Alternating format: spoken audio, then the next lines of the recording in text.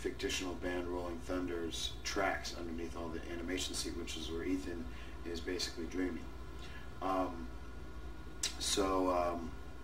Yeah, licensing, and it's such a, I mean, you know, on a picture this size, even though we had such a great cast and stuff, and I have friends that are music supervisors and stuff, they said, listen, man, it's going to cost you some serious money to get somebody like Def Leppard. And I'm thinking, God, that's half the budget of the movie, you know?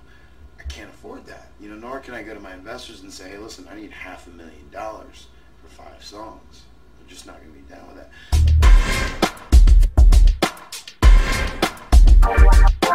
Like I was saying before, American Cowslip's actually the 3rd picture I've directed, and one of several that I've photographed. In terms of music, it's vastly different than my first 2 pictures. Sweet Thing, which I made about 10 years ago, it's a drama, and longtime partner and composer William Tavernier and I wrote the score for that, and it was a very dramatic, beautiful score. Intoxicating, which I made about 4 years ago, it stars Eric Roberts and John Savage and Kirk Harris, and a couple of other really great actors, was a strange sort of another anomaly in a sense, in that it was a very low budget picture. We shot it on Super 16 film. It's loosely based off My Cousin, and it's about a doctor with a drug problem. And we went with the score, we went very sort of ambient, because we had just seen, Will and I had just seen Narc, and we thought the score was really cool. It was more like sound design score, you know, rather than music. And we thought that was really cool. But for the incidental music in the film, like what the Dr. Short, Dorian Shanley, listened to, we went real hip-hop. And for a couple of reasons. We had access to, I mean, I'm not going to lie, I'm going to tell you, it was very pragmatic to go hit the hip-hop, because at the time I had a lot of hip-hop connections. We knew a guy who could get us to Coolio and Brother Marquise of 2 Live Crew, and Tupac's brother Mopreme Shakur, who used to be in the Outlaws, and Medusa, who I'm a big fan of, you know, we had the opportunity to work with all these hip-hop artists. Now, Will and I had always wanted to do some hip-hop stuff. Also, not to pigeonhole it, but with the subject matter of the film being, you know, drinking, drugs, cocaine, fast life, you know, rock and roll could have definitely fit, but we liked the idea of juxtaposing this, you know, this white doctor, you know, living in upper middle class life, totally like listening to hip hop in his Corvette, and like, you know, partying like a rock star, basically. So we thought it was a cool juxtaposition, but I can't say that it was all artistic. It was who we had access to, and we wanted to release the soundtrack, but the paperwork was a mile thick. We did like 17 original tracks for the film, and we're aiming to do the same thing with American Cowslip, you know, release me and Joe Blaustein's score as well as the Rolling Thunder tracks on a soundtrack, but it'll be a lot easier this time because we're talking about just a few people.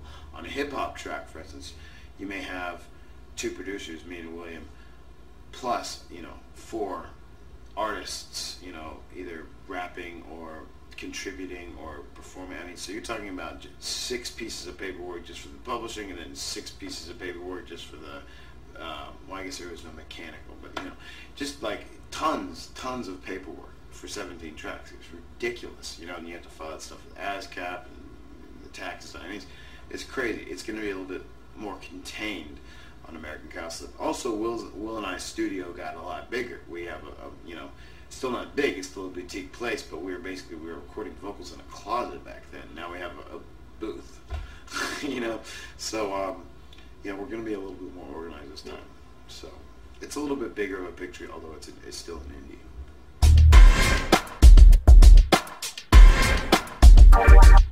I think if I were in a very popular band, you know, I would be open to lending my music for back end, you know, like back end participation box office bonuses and so forth, because a lot of the time a movie can't afford the music up front, but you know, it's great promotional material for your band, no matter how big you are.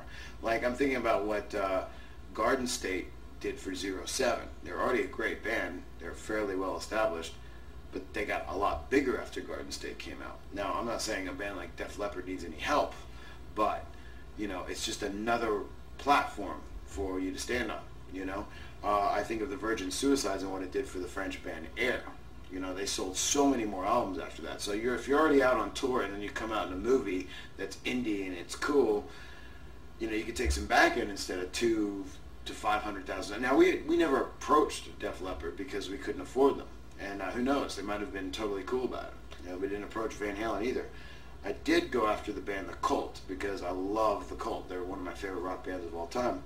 And the manager, Tom something or other, literally just emailed me back one line: "This is not for The Cult," which is funny because I sat with Billy Duffy. We wouldn't remember this, but at Starbucks like 3 years ago, and told, you know, we had a cup of coffee. I just bumped into him. I was like, "Hey, I really love The Cult, man." And he's like, "Hey, sit down, mate." You know, we sat there and talked for a little bit. And I think a lot of the time management can actually, you know, it doesn't matter whether you're an actor, it doesn't matter whether you're a performer or a musician or whatever. Management, agents, stuff like that, they will literally block the artist from something they may want to do. Because last time I checked, although I think they're probably one of the greatest rock and roll bands of all time, they could actually use a little bit of promotion right now, you know? So, other guy, in just one word: "This is not for The Cult." It's like, okay, well, you know, so what we did is we created a fictional band.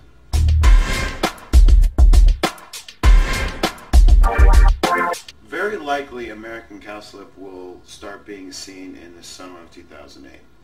What we're planning on doing is, I'm hoping we get into the Toronto Film Festival, which is a really great film festival, and market for films.